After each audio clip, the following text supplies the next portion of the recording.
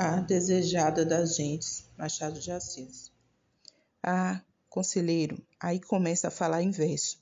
Todos os homens devem ter uma lira no coração, ou não sejam homens, que a lira ressoe a toda hora, nem por qualquer motivo, não digo eu, mas de longe, por algumas reminiscências particulares.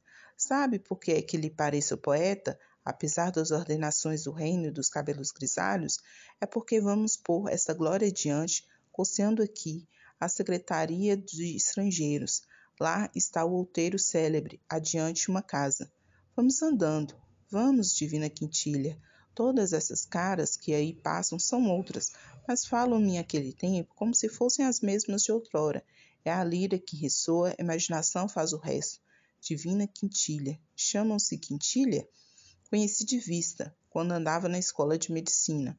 Uma moça com esse nome diziam que era a mais bela da cidade. Há de ser a mesma, porque tinha essa fama. Magra e alta? Isso. Que fim levou? Morreu em 1859, 20 de abril. Nunca me há de esquecer esse dia. Vou contar-lhe um caso interessante para mim, e creio que também para o senhor. Olhe, a casa era aquela. Morava com um tio, chefe de esquadra reformado. Tinha outra casa no Cosme Velho, quando conheci Quintilha. Que idade pensa que teria quando a conheci? Foi em 1855.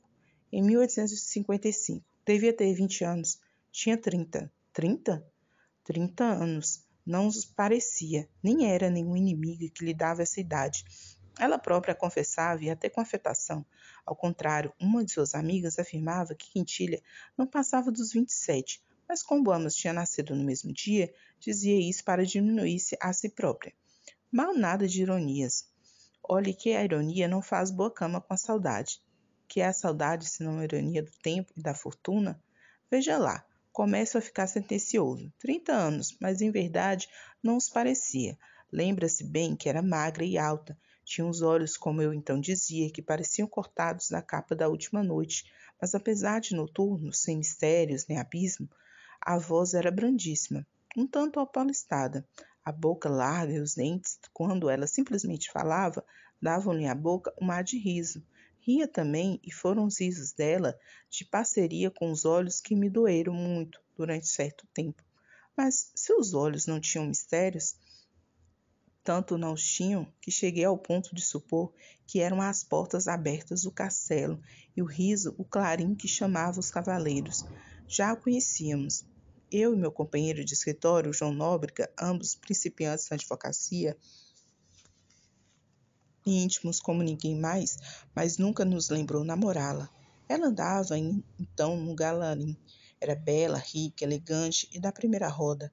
Mas um dia, no antigo teatro provisório, entre dois atos dos puritanos, estando eu no corredor, ouvi um grupo de moços que falavam dela, como de uma fortaleza inexpugnável. Dois confessaram haver tentado alguma coisa, mas sem fruto, e todos pasmavam do celibato da moça que lhes parecia sem explicação.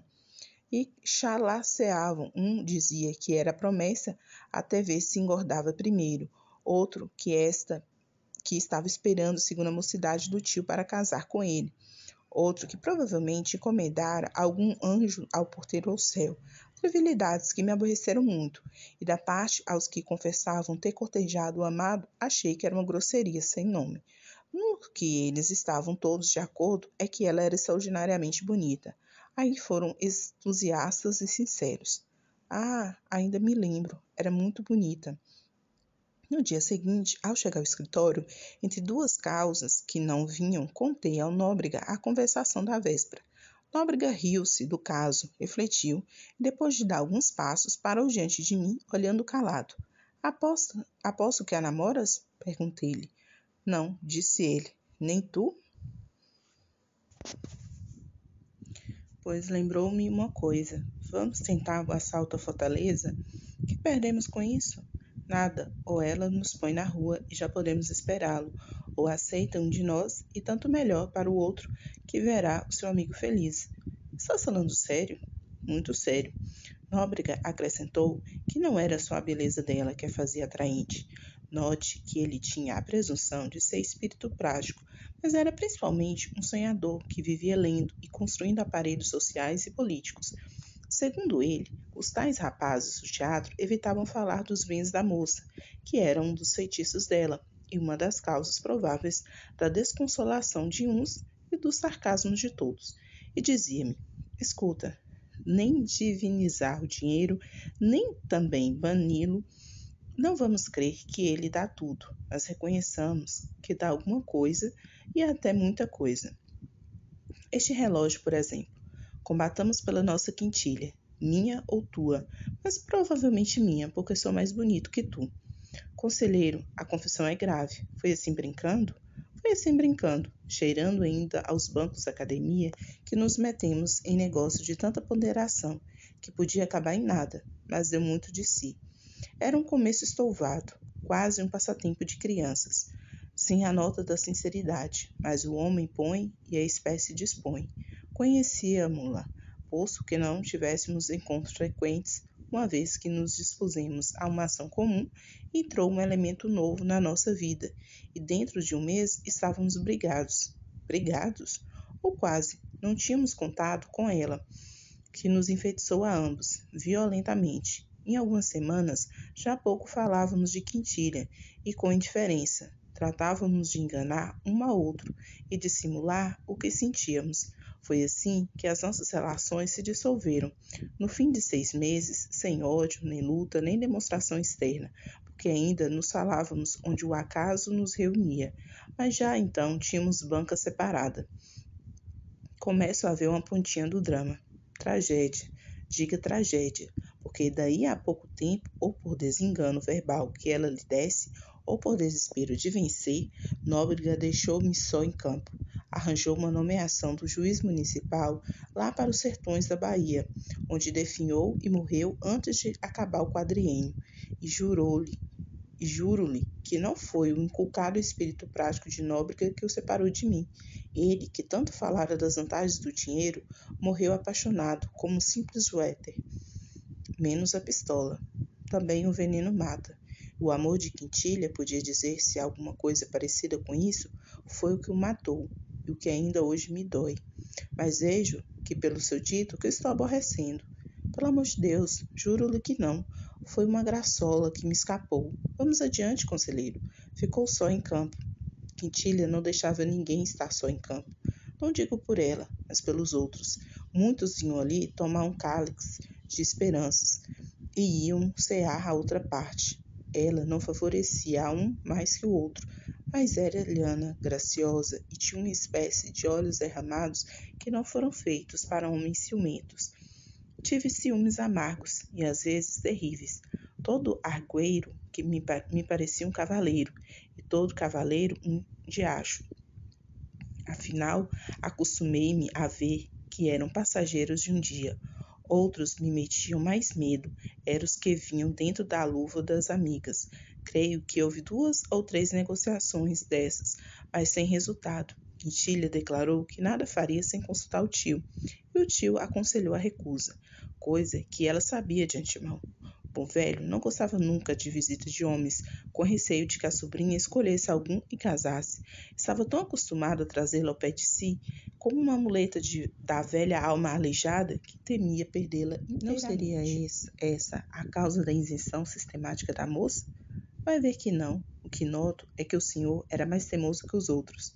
Iludido a princípio, porque no meio de tantas candidaturas malogradas, Quintilha preferia-me a todos os outros homens, e conversava comigo mais largamente, mais intimamente, a tal ponto que chegou a correr que nos casávamos. Mas conversavam de quê? De tudo que ela não conversava com os outros, e era de fazer pasmar que uma pessoa tão amiga de bailes e passeios, de valsar e rir, fosse comigo tão severa e grave, tão diferente do que costumava ou parecia ser. A razão é clara. Achava sua conversação menos insulsa que a dos outros homens. Obrigado. Era mais profunda a causa da indiferença, e a diferença ia-se acentuando com os tempos. Quando a vida cá embaixo aborrecia muito, ia para o Cosme Velho, e ali as nossas conversações eram mais frequentes e compridas. Não lhe posso dizer, nem o senhor compreenderia nada, o que foram as horas que ali passei, incorporando na minha vida toda a vida que jorrava dela. Muitas vezes quis dizer-lhe o que sentia, mas as palavras tinham medo e ficavam no coração. Escrevi cartas sobre cartas, todas me pareciam frias, difusas ou inchadas de estilo. Demais, ela não dava ensejo a nada. Tinha um ar de velha amiga. No princípio de 1857, adoeceu meu pai, em Itaboraí. Corri a vê-lo, achei-o moribundo. Este fato reteve-me fora da corte uns 4 meses.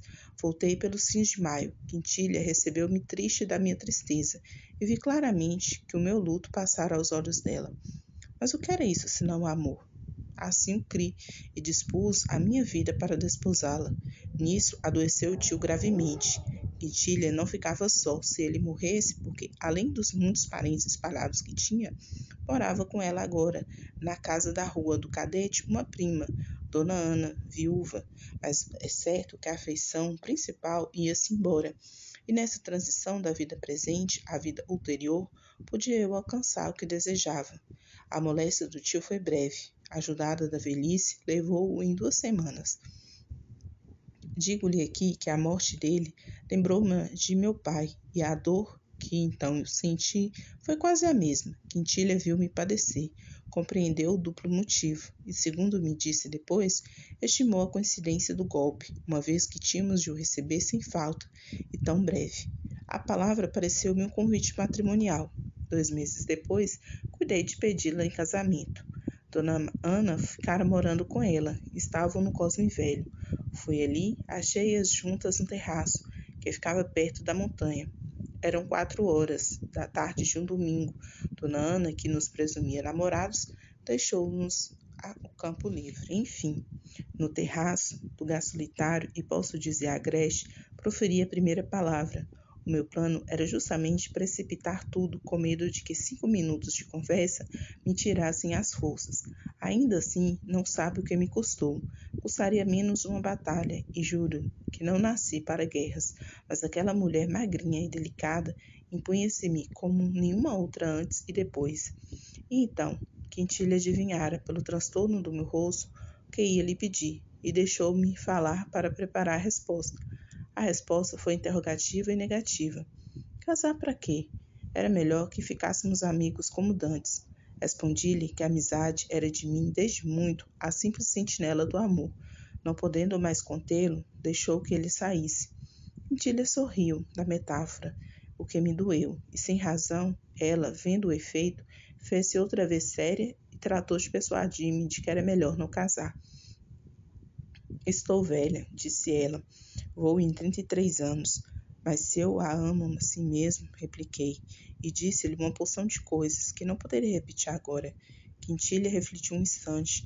Depois insistiu nas relações de amizade. Disse que, posto que mais moço que ela, tinha a gravidade de um homem mais velho. Inspirava-lhe confiança como nenhum outro. Desesperançando, dei algumas passadas. Depois sentei-me outra vez e narrei-lhe tudo.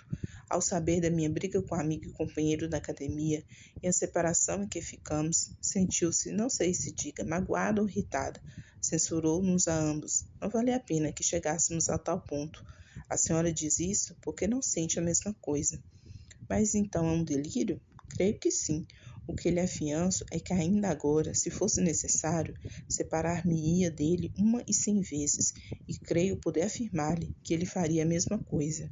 Aqui olhou ela espantada para mim, como se olha para uma pessoa cujas faculdades parecem transtornadas. Depois abanou a cabeça e repetiu que fora um erro. Não valia a pena. Fiquemos amigos, disse-me, estendendo a mão. É impossível. Pede-me coisa superior às minhas forças. Nunca poderei ver na senhora uma simples amiga. Não desejo impor-lhe nada. Dir-lhe-ei até que nem mais insisto, porque não aceitaria outra resposta agora. Trocamos ainda algumas palavras e retirei-me. Veja minha mão. Treme-lhe ainda. E não lhe contei tudo. Não lhe digo aqui os aborrecimentos que tive, nem a dor e o despeito que me ficaram. Estava arrependido, zangado, devia ter provocado aquele desengano desde as primeiras semanas, mas a culpa foi da esperança, que é uma planta daninha que me comeu o lugar de outras plantas melhores. No fim de 5 dias, saí para Itaboraí, onde me chamaram alguns interesses do inventário do meu pai. Quando voltei, 3 semanas depois, achei em casa uma carta de Quintilha. Abria alvoroçadamente, datava de 4 dias, era longa, aludia os últimos sucessos e dizia coisas meigas e graves. Quintilha afirmava ter esperado por mim todos os dias, não cuidando que eu levasse o egoísmo até não voltar lá mais. Por isso escrevia-me, pedindo que fizesse dos meus sentimentos pessoais e sem eco uma página de história acabada, que ficasse só o amigo, e lá fosse ver a sua amiga. Concluía com essas singulares palavras: quer uma garantia? Juro-lhe que não casarei nunca. Compreendi que um vínculo de simpatia moral nos ligava um ao outro, com a diferença que o que era em mim paixão específica era nela uma simples eleição de caráter. Éramos 2 sócios que entravam no comércio da vida com diferente capital. Eu tudo o que possuía, ela quase como ópulo. Respondi à carta dela nesse sentido e declarei que era tal minha obediência e meu amor que cedi, mas de má vontade, porque depois do que passara entre nós ia sentir-me humilhado. Risquei a palavra ridículo, já escrita, para poder ir vê-la sem este vexame. Passava o outro. Aposto que seguiu atrás da carta. É o que eu faria, porque essa moça ou me engano ou estava morta por casar com o senhor. Deixe a sua fisiologia usual. Este caso é particularíssimo. Deixe-me adivinhar o resto. O juramento era um anzol místico. Depois o senhor que o recebera podia desobrigá-la dele, uma vez que aproveitasse com a absolvição. Mas enfim, corri à casa dele. Não corri. Fui 2 dias depois. No intervalo, respondeu ela minha carta, com um bilhete carinhoso, que rematava essa ideia. Não fale de humilhação, onde não houve público. Fui, voltei uma e mais vezes e restabeleceram-se as nossas relações. Não se falou em nada. Ao princípio, custou-me muito parecer o que era dantes. Depois, o demônio da esperança veio pousar outra vez no meu coração, e sem nada exprimir, cuidei de um dia tarde, ela viesse a casar comigo. E foi essa esperança que me retificou aos meus próprios olhos na situação em que me achava. Os boatos de nosso casamento correram o mundo, chegaram aos nossos ouvidos. Eu negava formalmente e sério, ela dava de ombros e ria. Foi essa fase da nossa vida a mais serena para mim. Salvo um incidente curto, um diplomata austríaco, ou não sei o quê, apagão, elegante, ruivo, olhos grandes e atrativos e fidalgo ainda por cima, Quintilha mostrou-se-á tão graciosa que ele cuidou estar aceito e tratou de ir adiante. Creio que algum gesto meu inconsciente, ou então um pouco de percepção fina que o céu lhe dera, levou depressa o desengano à alegação austríaca. Pouco depois, ela adoeceu. E foi então que nossa intimidade cresceu de vulto. Ela, enquanto se tratava, resolveu não sair. Isso mesmo lhe disse os médicos. Lá passávamos eu muitas horas diariamente. Ou elas tocavam ou jogávamos os 3. Ou então lia-se alguma coisa. A maior parte das vezes conversávamos somente. Foi então que estudei muito, escutando as suas leituras, vi que os livros puramente amorosos achava-os incompreensíveis, e se as paixões aí eram violentas, largavam-os com tédio.